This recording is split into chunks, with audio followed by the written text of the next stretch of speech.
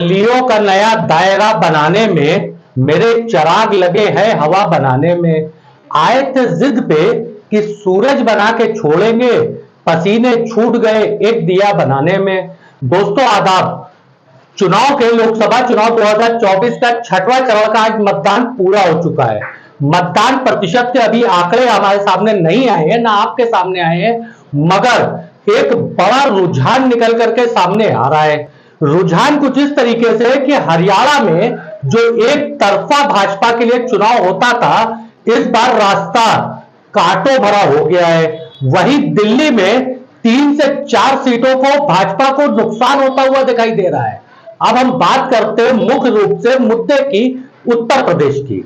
उत्तर प्रदेश की जिन 14 सीटों पे आज पोलिंग हुई है छठवें चरण में, इन 14 में से 5 सीटें जो थी वो विपक्ष के पास थी, जिसमें से 4 बसपा के पास थी और 1 सीट अन्य के पास थी, और 9 सीटें जो थी वो भाजपा के पास थी। मगर जिस तरीके से पोलिंग के रुझान निकल के सामने आ रहे हैं, जिस तरीके की बातें निकल के सामने आ रही हैं, यहां पे भी कांटे की टक्कर हो गई है और शायद हो सकता है 2 से 3 सीटों का भाजपा को यहां नुकसान सहना पड़े। अब आप बड़ा कंफ्यूज हो गए।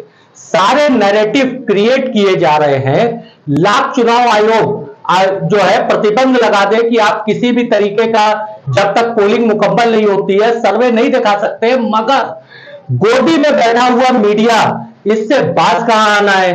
कभी पीके साहब चैनल पे बैठ करके ये दावा करने लगते हैं कि इतने सीटें आ रही हैं, कभी फालोदी सट्टा बाजार के नाम पे एक ह्यूमर बन करके तैयार होता है। आप सोचिए, आपके सामने वो खबरें पेश किया जाता है जो सट्टे से ताल्लुक रखती हैं। जो सट्टा बाजार है वो सबको पता चल रहा है कि ये सट्टा बाजार है, और सट्टे बाजार की बातों को आपके सामने इस तरीके से रखा जाता है जैसे वो भविष्यवाणी कर रहे हो। और यही प्रशांत किशोर की जो बातें आज बैठ करके मीडिया हाउसेस कर रहा है, उनके लंबे लंबे चौड़े चौड़े इंटरव्यू दिखा रहा है।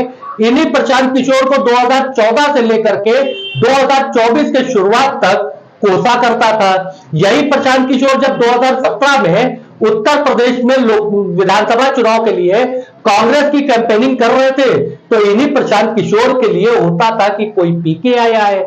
आज वही प्रशांत किशोर अजीज हो गए हैं। ये सारा कुछ एक नैरेटिव क्रिएट करने का तरीका हो सकता है, एक इकोसिस्टम का हिस्सा हो सकता है। ट्विटर से एक्स में कन्वर्ट हुए एलन मस्क के जो है सोशल मीडिया साइट को देख लीजिए। तो सोशल नेटवर्किंग साइट है, उसको आप खोलेंगे तो खुल्लम खुल्ला वहां पे हिंदू मुस्लिम नफरत फैलाने का काम हो रहा है।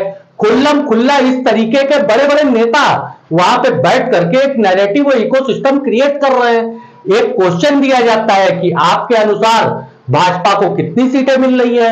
450, 400, 350, 375। मतलब इसके नीचे का ऑप्शन ही नहीं रहेगा, तो आप सीटों का ऑप्शन चुनेंगे कौन सा? एक नैरेटिव क्रिएट करने की लाख कोशिश हो रही है। मगर कांग्रेस के का ये कहना है कि 150 से ऊपर भाजपा नहीं बढ़ रही है और सत्ता में जो है इंडिया गठबंधन आ रहा है। इंडिया गठबंधन का पूरा कहना है।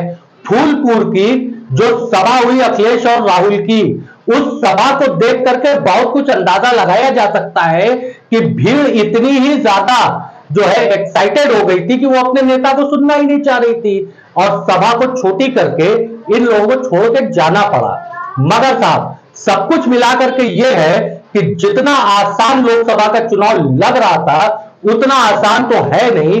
कांटे सत्तारूढ़ दल के रास्ते में बिछ चुके हैं। इस बीच समाचार यह भी आ रहा है कि नौकरशाही के अंदर भी एक खलबली मची हुई है। कल आरबीआई ने 2 लाख करोड़ का डिविडेंड जो है सरकार को पास करके भेजा है। यह डिविडेंड किस रेशियो में आया है, इसका अभी जानकारी नहीं है। बहरहाल साहब, जुड़े रहे हमारे साथ। मैं तारिक आजमी। अल्लाह हाफिज।